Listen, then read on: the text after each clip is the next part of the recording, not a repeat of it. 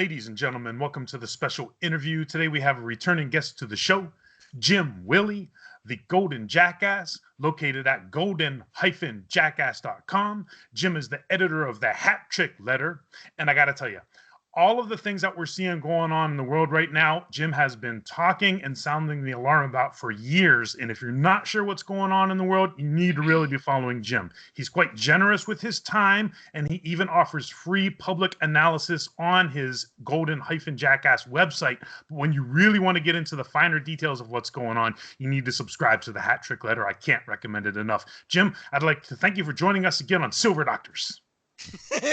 It's good to be on. You look very serious. You're scaring me a little bit. No, I'm just joking. It's good to be back. These are exciting times. I have been warning about confusion, chaos, crisis. I've been warning it now for the last 3 or 4 years. I've been calling it the systemic layman moment. Today, for the first time, I saw in an article, somebody used the phrase layman 2.0.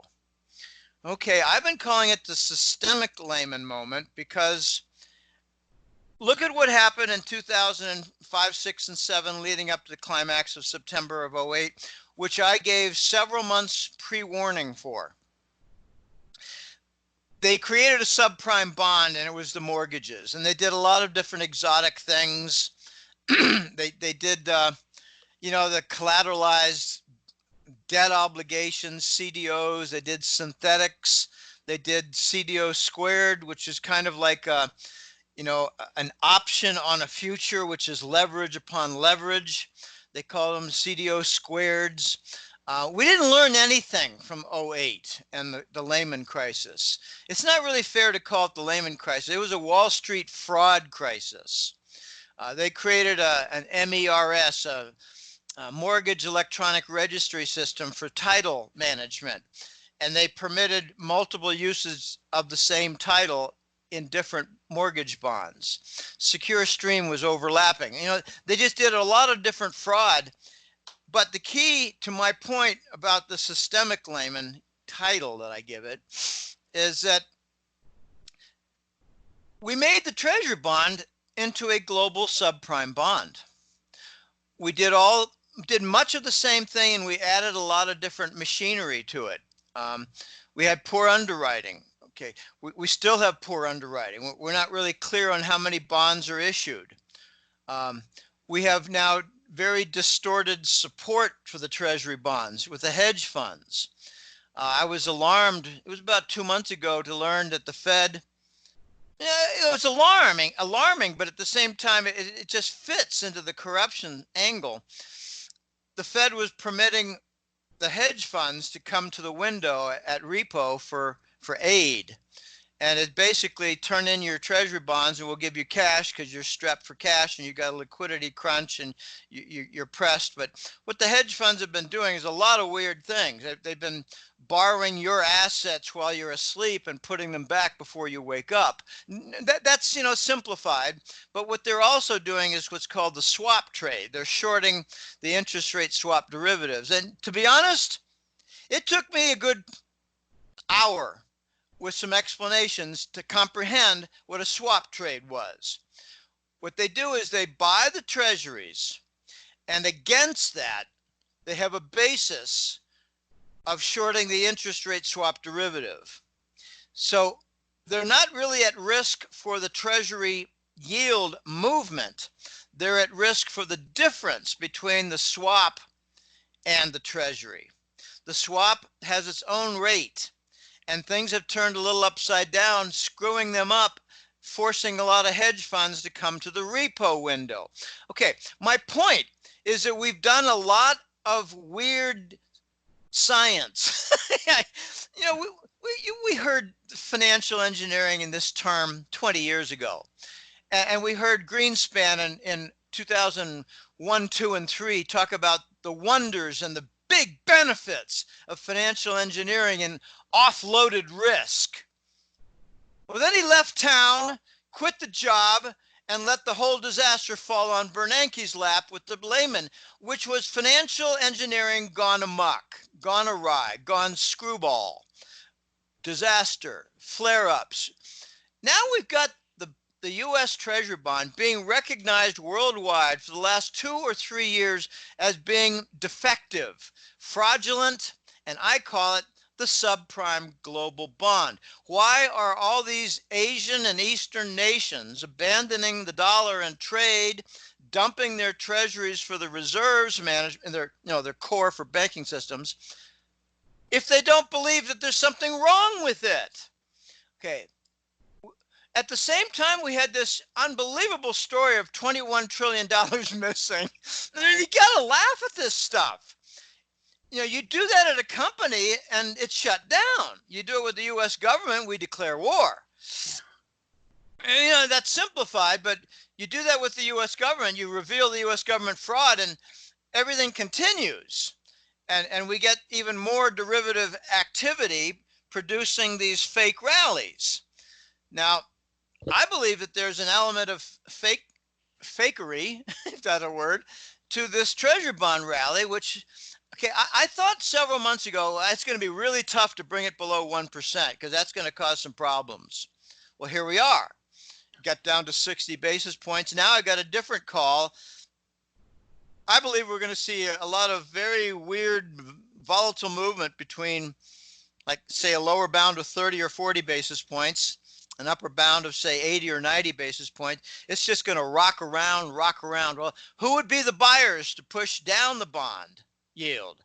Well, that'd be people exiting their stocks, people looking for a safe haven, people getting out of hedge funds, people getting out of junk bonds, people getting out of corporate bonds that think are going to be downgraded, and they go into a safer bond, which is Treasury. Okay, who are going to be the sellers at the low end to push it up from 30 or 40 basis points? Well, those would be foreign central banks saying, well, I don't, okay, I love giving the example of South Korea. I mean, just forget about South Korea and anything related to the virus or supply chain. South Korea has export, trade, business, and surpluses. They have a Forex account. It's in the TIC report, which I think is largely falsified along with most of the U.S. financial data. But South Korea might be thinking, holy mackerel, here we go, or holy sushi, here we go. We got the treasuries, they're rallying, and my gosh, it's down to 35 basis points. Let's get out before it goes any lower, even though that would be a higher value on the principal for the bond. Let's get out of a bunch of our, let's just make up something, $130 billion. Let's sell 20 billion of it and move it into gold. Because here's the risk. We don't want it to rally to the point that it becomes negative, because then these central banks have to pay the Federal Reserve and the U.S. government. Are you kidding me? This is after 21 trillion is missing. This is after lying about what the trade deficit is, lying about what the federal deficit is, emergency funding, and I'm told that in February the US government had to declare bankruptcy. Okay, so South Korea is thinking, oh, I got too many problems on the horizon. Let's not go anywhere near negative. Let's just make our move at 35 basis points and dump a bunch of these treasury bonds. So, you got investors seeking safe haven on the upper end of the yield, and you got central banks dumping out at the lower end of the yield. I think we're going to get a lot of volatility, and it's going to start to scare people. They're going to wonder, why is it volatile? And what's wrong with negative if our president is advocating negative? Why would any bank leader, government leader, president, or senator in a finance committee want negative rates for the U.S.? Very simple. Because negative rates mean instead of paying interest out, you receive interest. You moron, what kind of dumb question is that? Okay. The U.S. cannot go to negative rates. I call it the third rail. The third rail is an electricity term for the center portion of a railroad track. Okay, with the older trains, you had that spring-loaded thing touching above. Now you've got something that's spring-loaded touching below, and it's the third rail making electrical conduction contact. I think the U.S. is going to be in a lot of trouble when we get down a little bit lower in the yield, and we're going to be learning about a lot of different countries that are dumping their treasuries, which will put more pressure on the interest rate swap derivative. That is the device. I'd like to describe it a little bit. I'm not a pro. Rob Kirby is the pro.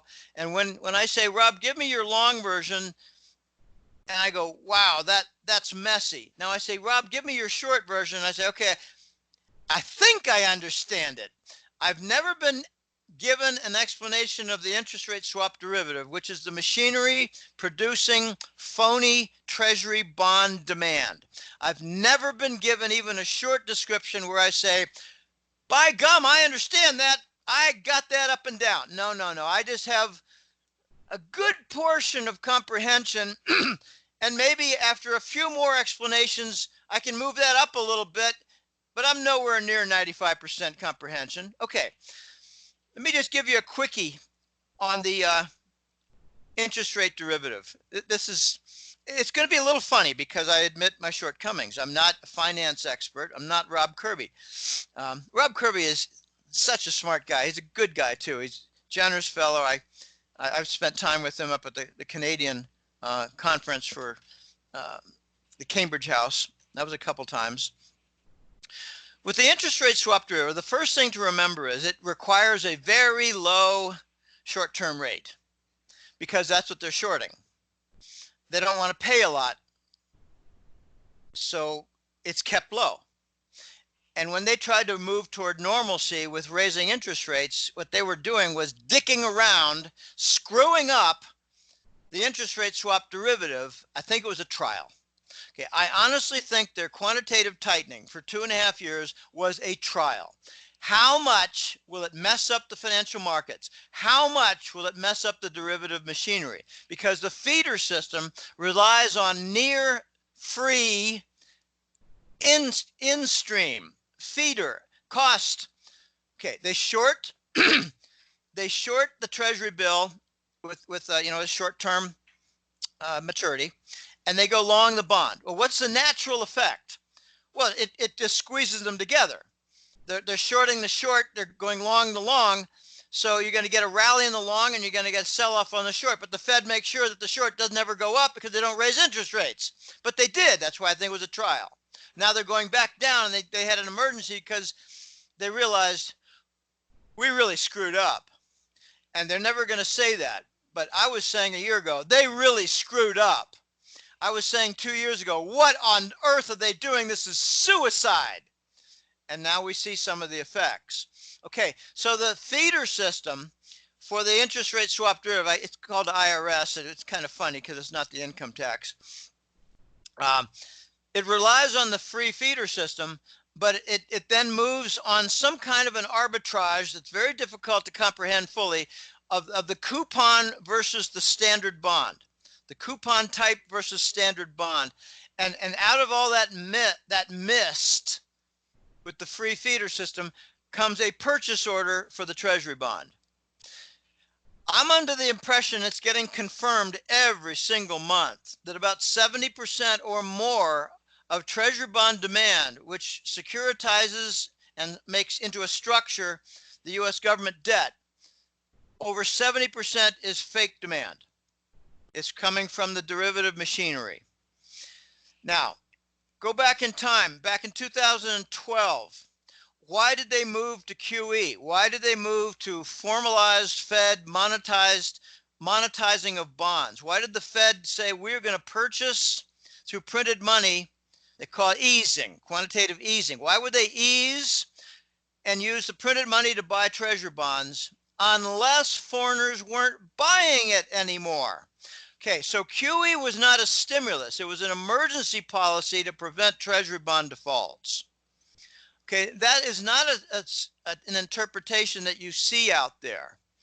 So now we're getting to the point where the machinery, the derivative machinery, is working overloaded, and I think giving off a lot of screeching sounds and burned oil and smoke.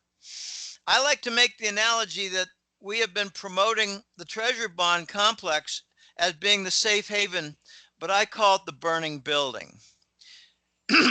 When we got down below 1%, notice that the stock sold off. Notice that you're seeing a bond rally, and it's really not producing a stock rally. Notice that you're getting the dollar sell off, the bonds sell off, and stocks sell off all together. These are not typical events. So the level of alarm, it's being seen in the VIX, the VIX, the volatility index, and that too has had some Fed contamination. I was alarmed about 10 years ago when I heard the Fed was buying TIPS, the Treasury Inflation Protection Securities. Well, isn't that used as a canary in the coal mine to detect inflation? Right. Well, they wanted to gimmick that. Well, now they're gimmicking the VIX because they don't want people to have their little meter on the wall saying, well, we got a problem. They don't want that. So they contaminate the meter. These are all what I call Reich economic, not R-I-G-H-T. No, like Third Reich, Fourth Reich, R-E-I-C-H.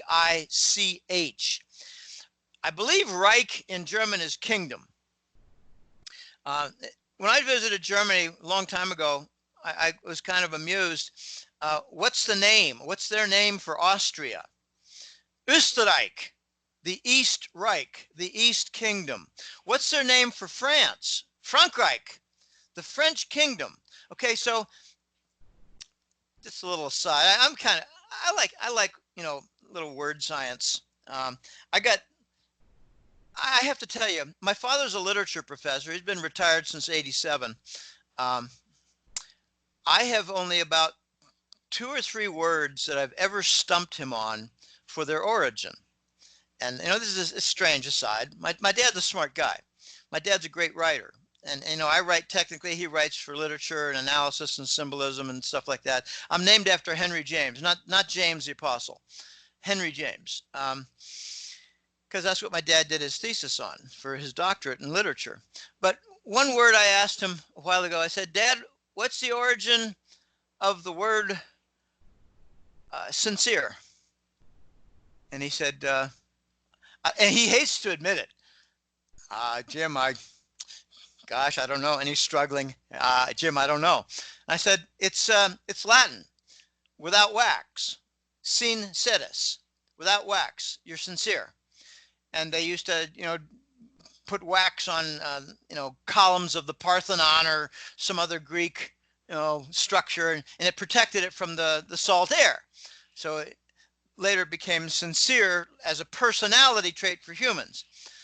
Another one I got him on was nude.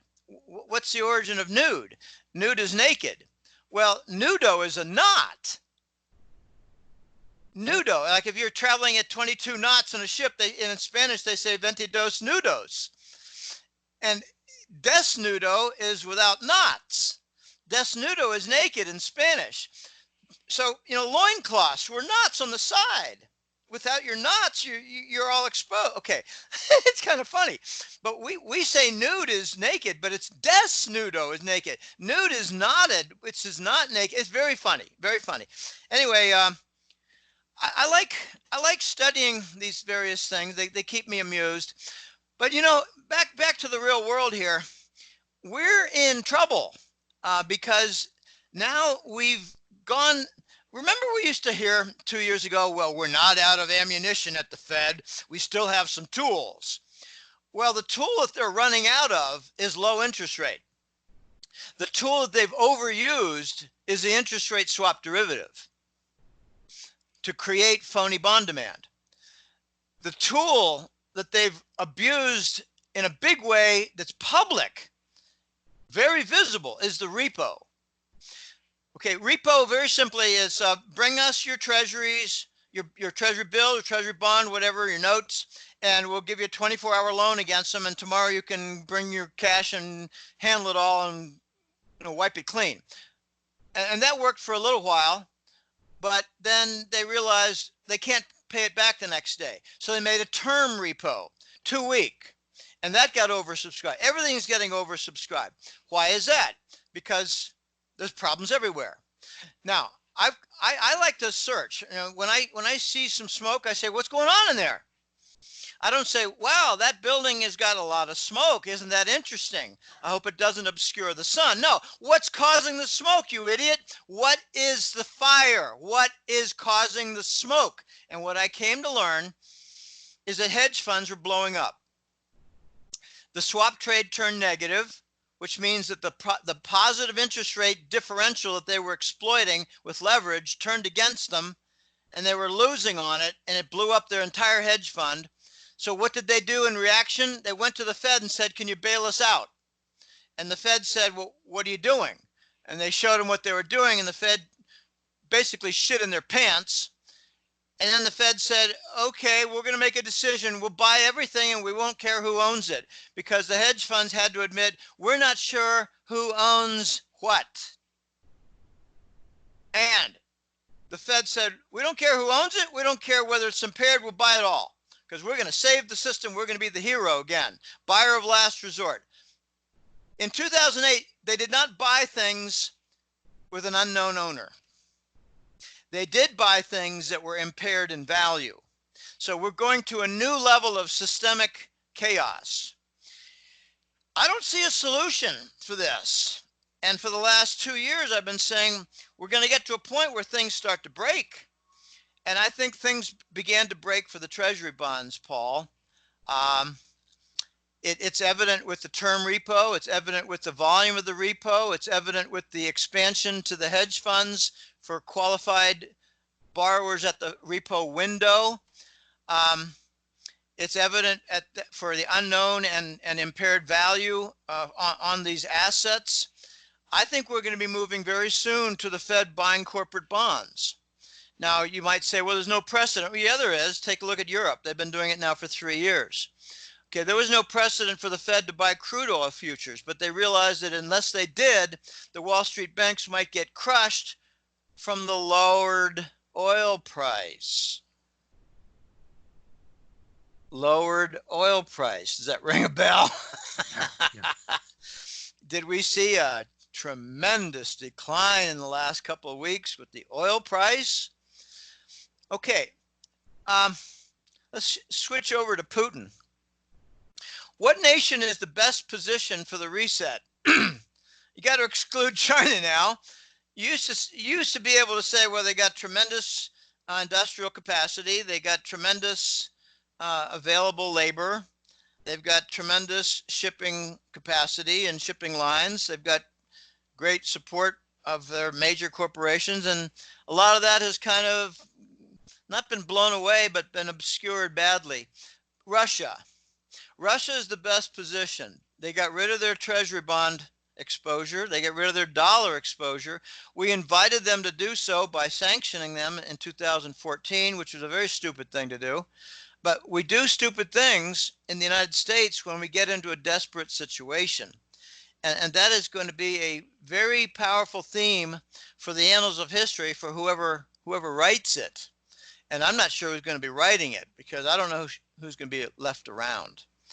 The crude oil price is recognized by Putin as being the vulnerability. You know, we had from 1973 to about 2000 and let's say 17. So that's 44 years. We never had more than 31 years for a global currency to remain on the perch, on its high horse, on its seat, on its, high status. So we were 13 years beyond anything seen in history, which was, I think, the British pound last. You got to go back and, it was the Portuguese currency way back 400 years ago. They ruled the seas. Vasco da Gama. They settled in Brazil. They speak Portuguese in Brazil for those Americans who think that the entire Latin American continent is Spanish. They don't. I could not work my way around in Rio de Janeiro. I don't want to go there anyway. I'm pretty content right here, struggling.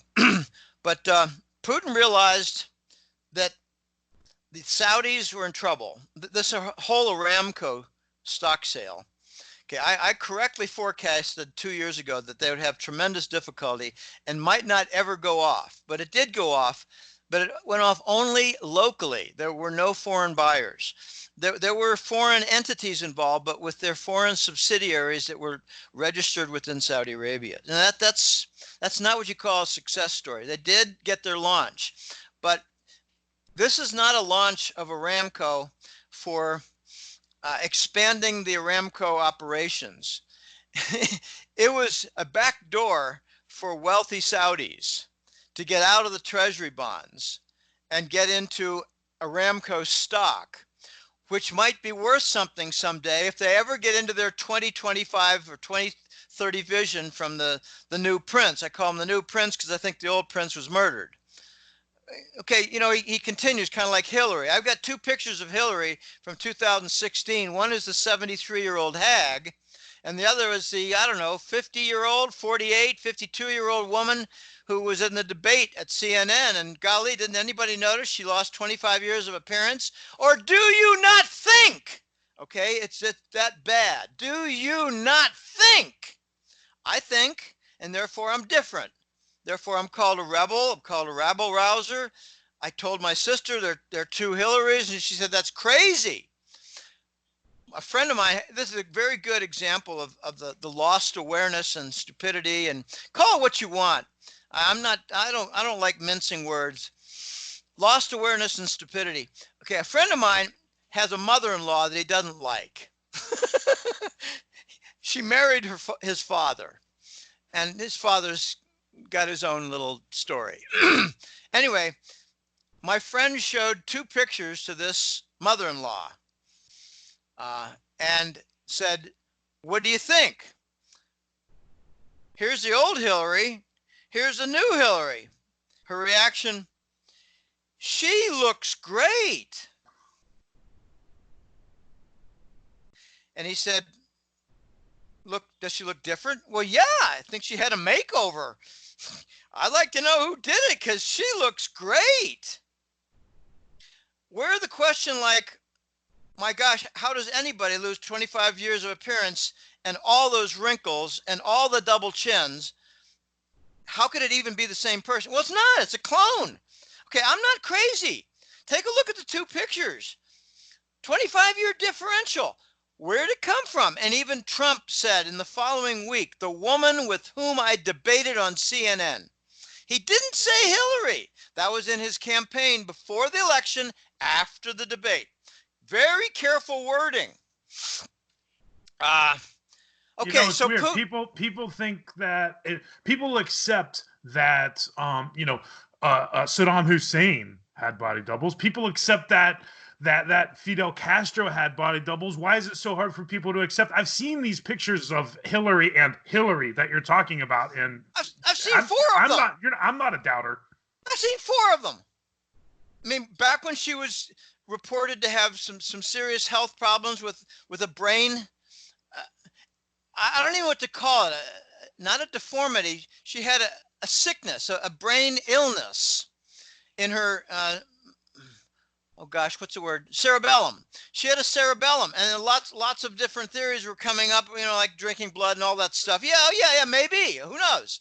I don't know. But she had a debility, and I don't know what to call it. She had a disorder. She had a brain disorder, and she fainted on 9/11, walking into a limo.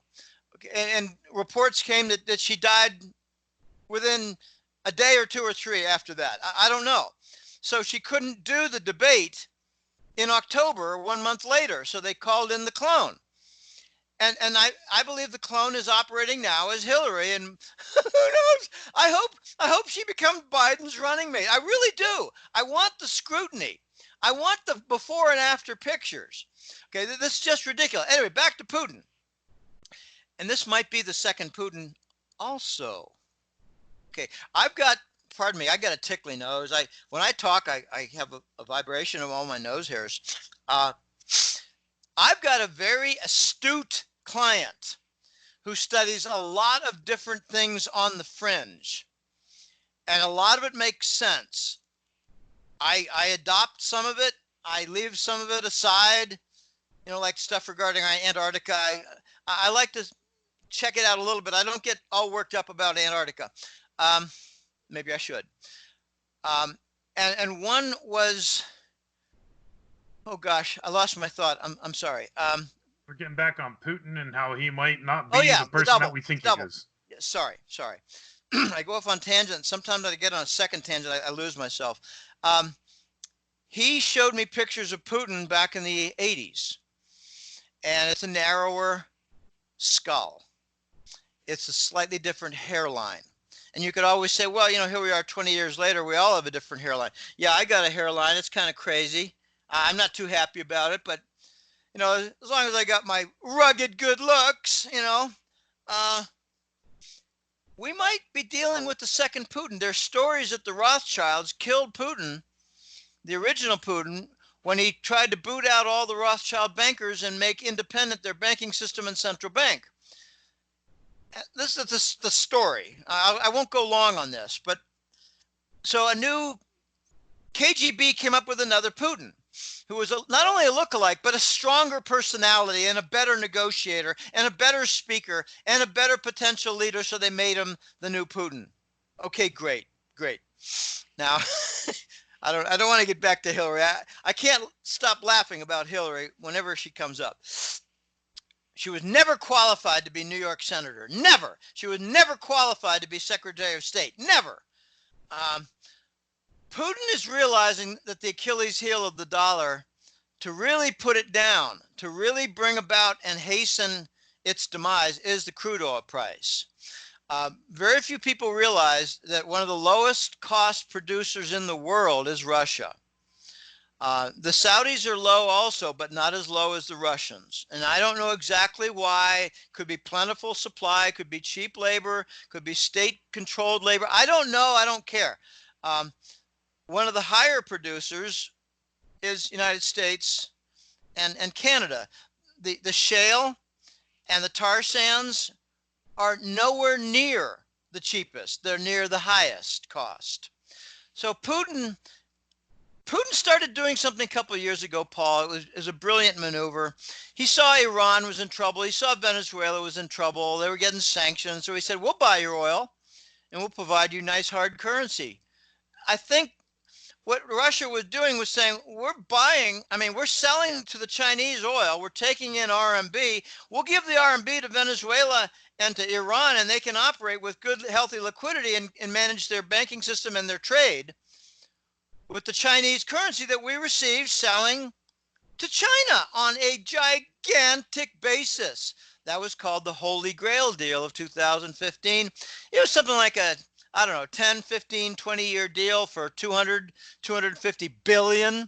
And it involved building out pipelines. They call it the Power of Siberia pipeline. And it's up and running, and it needs some appendages to be filled out because Siberia is quite big.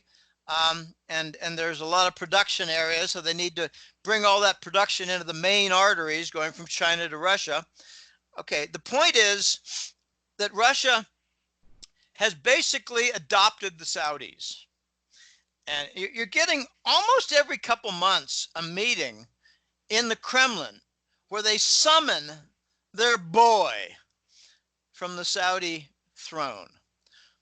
Whoever it is, they think is now the king or the prince.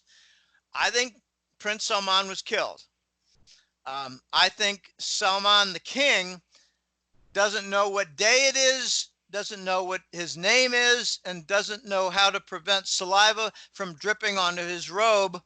So he's not suitable for signing any kind of trade deal. So they got a double for the king. The Kremlin is summoning the Saudis for their next orders. The Saudis went a little bit astray by trying to cut production.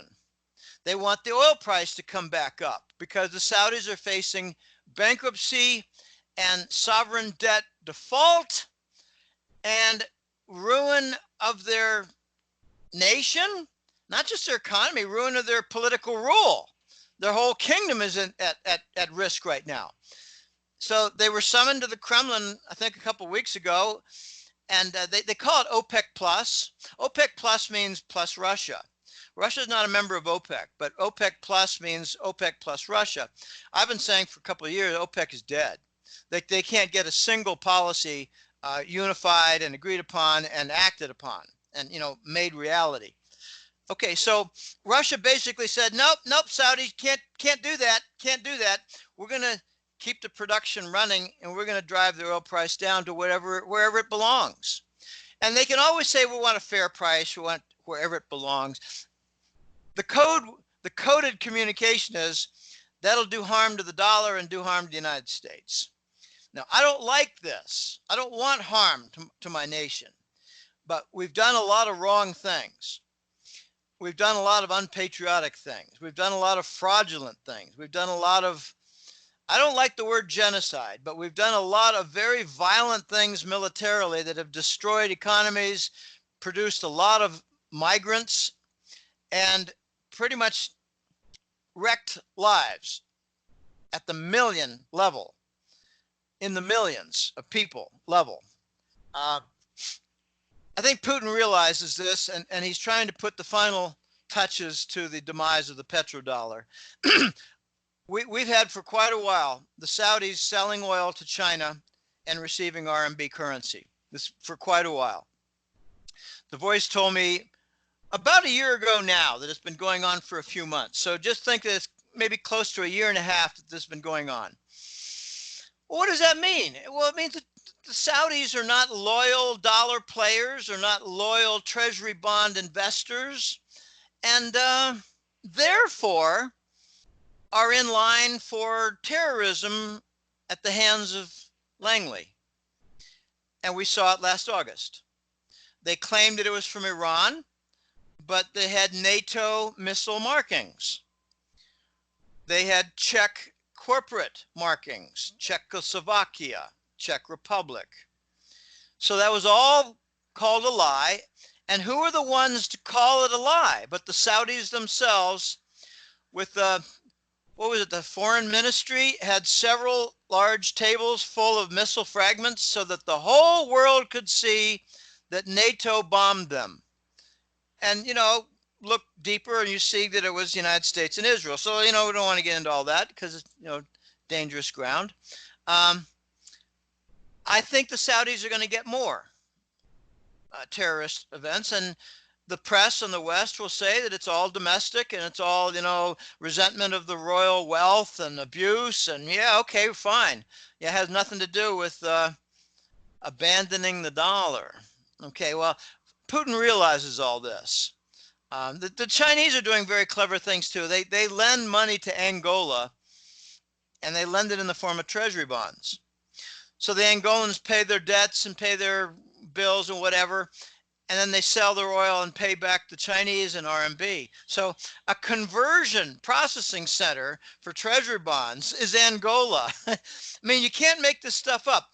You've got the African nations in NATO, in OPEC rather, in OPEC, who are basically now treasury bond processors shipping back RMB to the Chinese. This has really gone into a very developed state of abandoning and converting and moving away from the dollar, first in trade, second in treasuries. The Belt and Road. Okay, I started covering this 2 years ago. The Belt and Road has no dollar element except dumping them to pay for the bridges or railroads or port facilities. I learned from The Voice that China invested $25 billion in Pakistani ports because they want that to be part of their maritime aspect of the Silk Road, New Silk Road.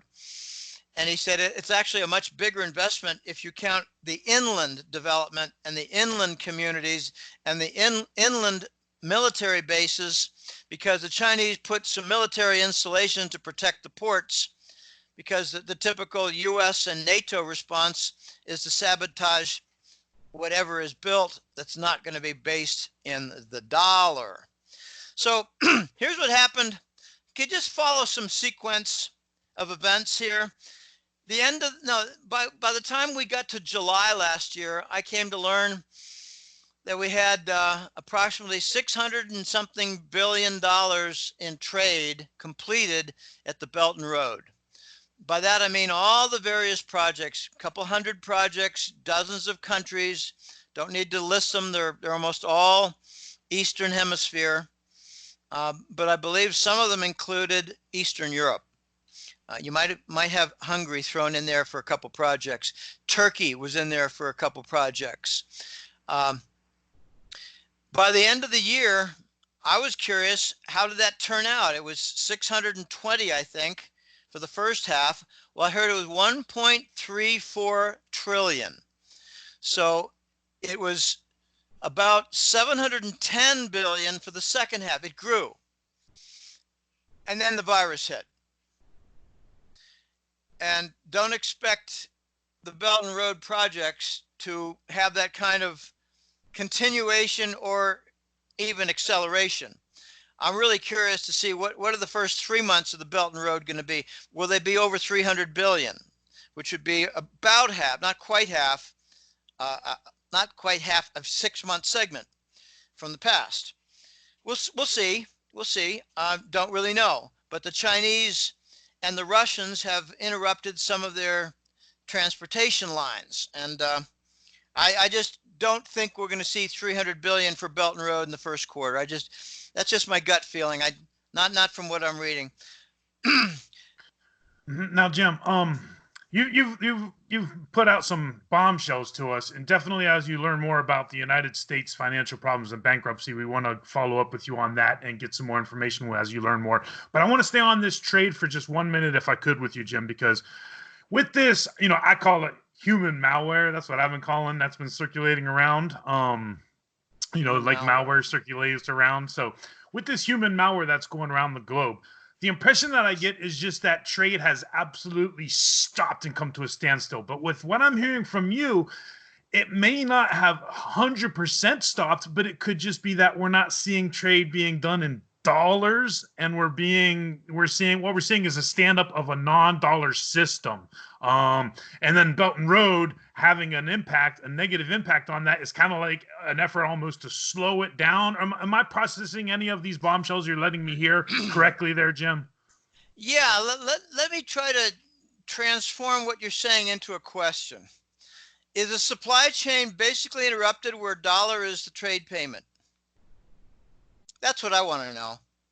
If I saw a graph of continued trade, how would it look versus the dollar? If you saw all the interrupted, like China-US trade is dollar-based, that's being interrupted. But we're hearing a lot of, well, we're going to start to see it in a couple more weeks. Okay, that may be true, may not be true. I think we're going to see something interesting, that the dollar trade is going to be interrupted, not halted, but inhibited. And the non-dollar trade is going to continue. If that is true, then you got to look at the Chinese trade with their other Asian partners that's not dollar-based. Is that continuing, or is that inhibited? Is that interrupted? Okay, for instance, is China still trading with Vietnam? Does China have significant trade with Indonesia? Does China have their trade cut off, or does it continue with Thailand? Okay, these are major centers. Now, I purposely avoided Japan and Korea. I'm talking about the secondary nations, secondary economies in East Asia. I'm not so concerned about West Asia, like Georgia and Kazakhstan and, okay, fine, nice countries, but I'm more concerned about the Pacific Rim. The Pacific Rim is the dominant element of Asian trade. It's Taiwan, Indonesia, Singapore, Thailand, Japan, Korea, Malaysia, Philippines, even Australia, Papua New Guinea. There's trade with Papua New Guinea. Are the Chinese still working with Papua New Guinea? Okay, it's not in the U.S. press. Let me pose a funny question for you.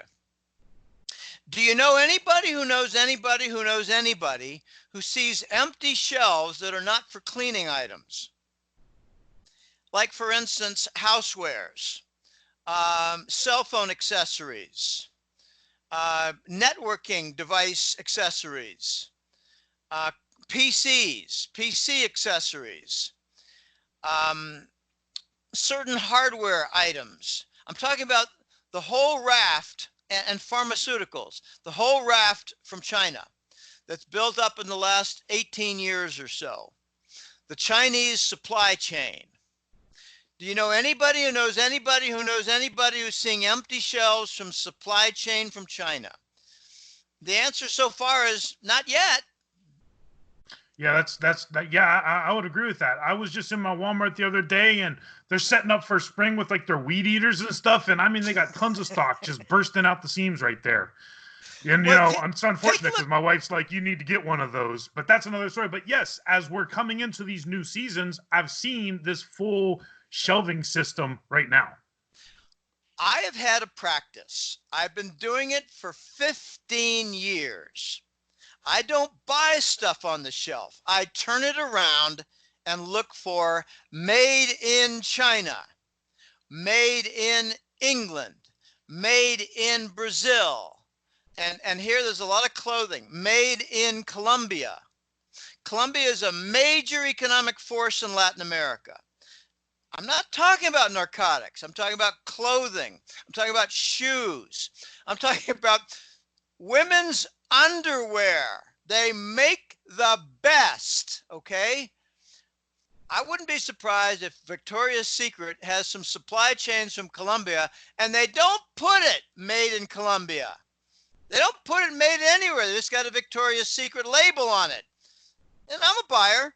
Okay, now the point is, we don't know yet whether our Chinese-based supply chain is severely interrupted, or whether, say, Target, Walmart, Staples have all been given significant warning, so they got other alternative supply lines put in place, so they won't be exactly empty. They'll just be maybe a third empty, and they'll manage.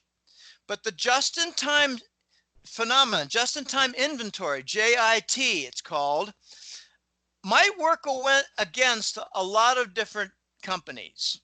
And that's what I'm hearing. They don't have enough time to find the secondary supplier to step in. What I think is going to happen in Latin America, Central America here, is there's going to be a whole lot more Panama, Venezuela, and Colombia supply chain, and Brazil. And it comes in when the Chinese side drops out, because the Chinese have been dollar denominated even in Costa Rica.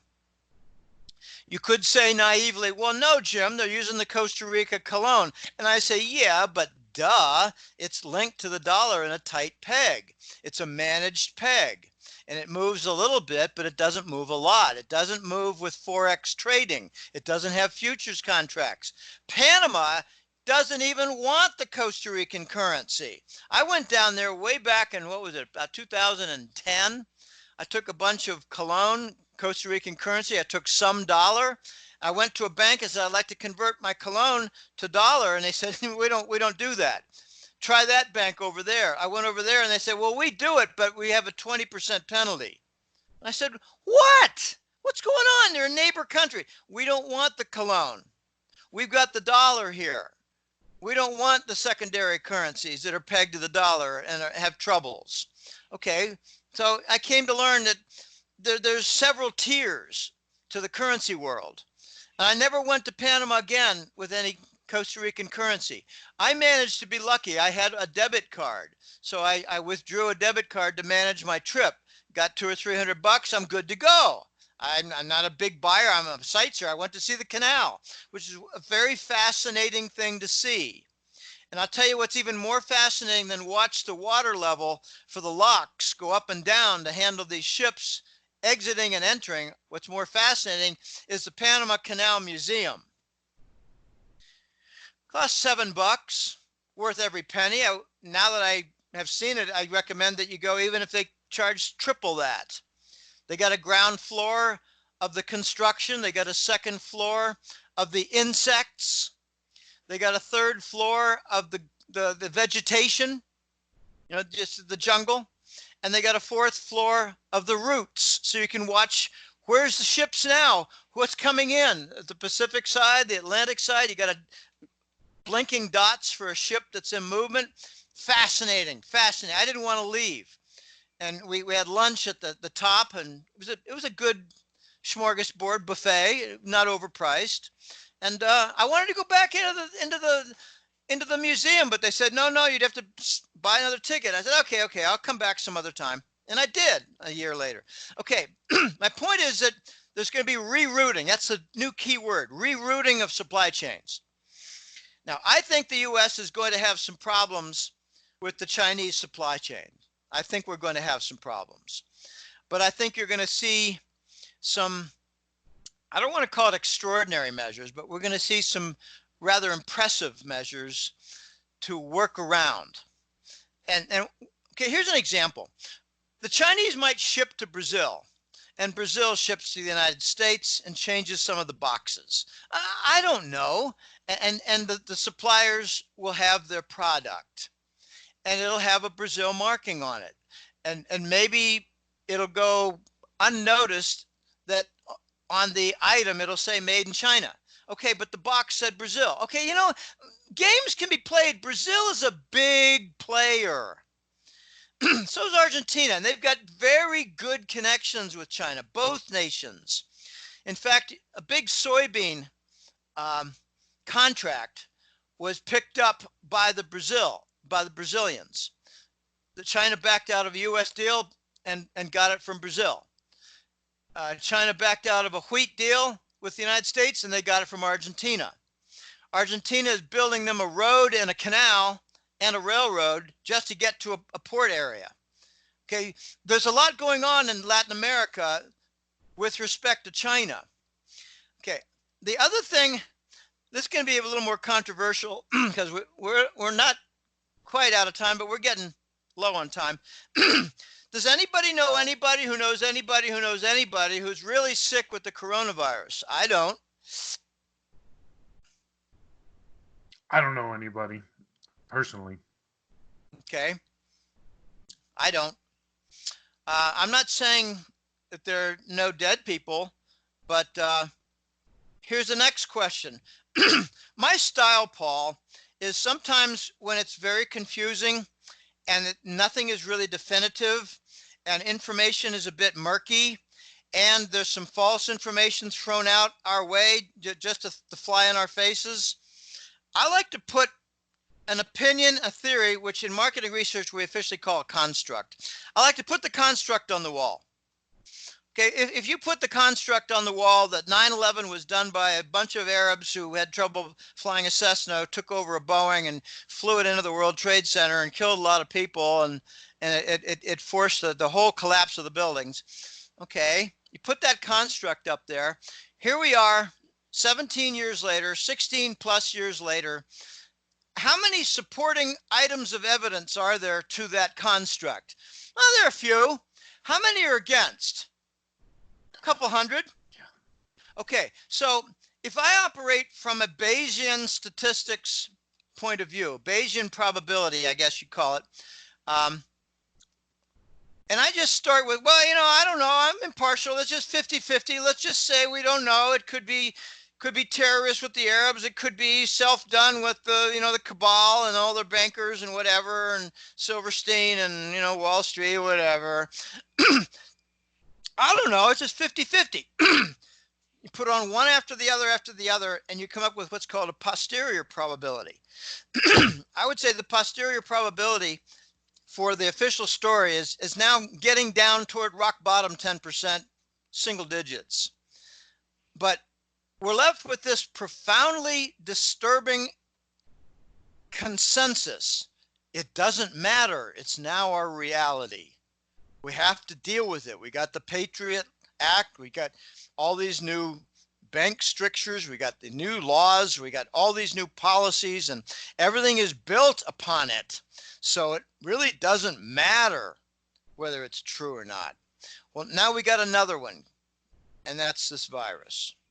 Okay, put on the wall that this is a naturally occurring mutated virus and it just accidentally slipped out and started killing a lot of people or making them very sick.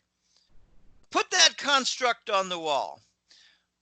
Do you have supporting evidence? Yeah, but the supporting evidence is you have more sick people with the coronavirus and you have more dead people with the coronavirus, while at the same time on the other side you have an extreme shortage of test kits.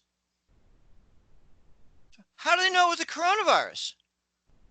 You have an extreme shortage of test kits and you have a lot of confusion. I have one client who passed me a story of someone who wanted to get tested in California and just gave up after 20 days, just gave up. I can't get tested. I don't know how it's done. Got to fill out these forms. Got to go to the hospital, do this, need a federal form, need to get approval for this, need to get this form. Where are the test kits? Where are the procedures? We don't have any. We have very, very few. Okay, so on the wall is the construct, and now you got some other confusing things like, my gosh, there was a rollout of 5G in Wuhan, China, and why is that not in the news? Okay, I look to see what's in the news and what's not in the news. What's in the news is often a lie, and what's not in the news is often what they don't want you to know about the truth. So I look to see what's not in the news and what might be important. Okay, here's something that's important. A lot of the dead people from the supposed virus or the actual virus, I don't know, they're older. Like I got an article given to me, got a series of deaths in some city in Italy, and they're all over 80 in age. Okay, well, I asked the question a week ago, what's special about Italy? What happened there? Well, okay, they resisted the Euro Central Bank and they defied the German bankers. Okay, that's for starters. I've been saying that Italy is going to default on their debt first. I said Italy will move out of the euro currency first. So it just happens that they're first to see the victims from the virus.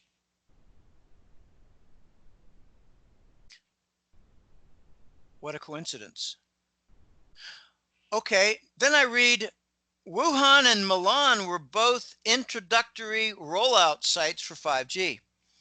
Okay, that's more stuff on the wall for the other side that doesn't support the official story. There's more.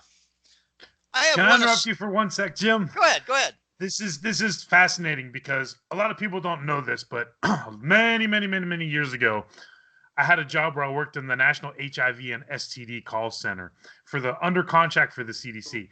And it's interesting because, you know, that's always been a question of mine, because how can they say kids don't get it? I mean, a virus, yes, it can have more of an effect on an elderly person, but a virus, it doesn't discriminate like that against age. I mean, a virus is a virus and it's just looking for that host to infect. So why is it that no kids are getting infected with this at all? That has just boggled my mind ever since they started saying young children really aren't at risk for this. Well, how is that not true? I don't understand that, Jim. I know lots of little kids and they get sick all the time. Yeah, my kids get sick all the time. In Spanish, they call it the gripe, and in French, they call it la grippe. Okay, it's the grip. It's got you. It's got you. Oh, I got the fever. Oh, I got the grip. We don't call it the grip in the United States. We call it the flu. Okay, the flu hits young kids. And I call, you know, the kindergarten, the little grade school, I call them germ factories. That's where they pass it around. I got sick when I was young. I didn't get sick a lot. I remember only one time I was out of school for a week. And I never went to the doctor, never got an injection, never got anything. So my system is strong. I will say that in 2017, I got something. It was bronchial infection. I don't know where it came from. And, you know, I'm just going to throw a couple weird items out there.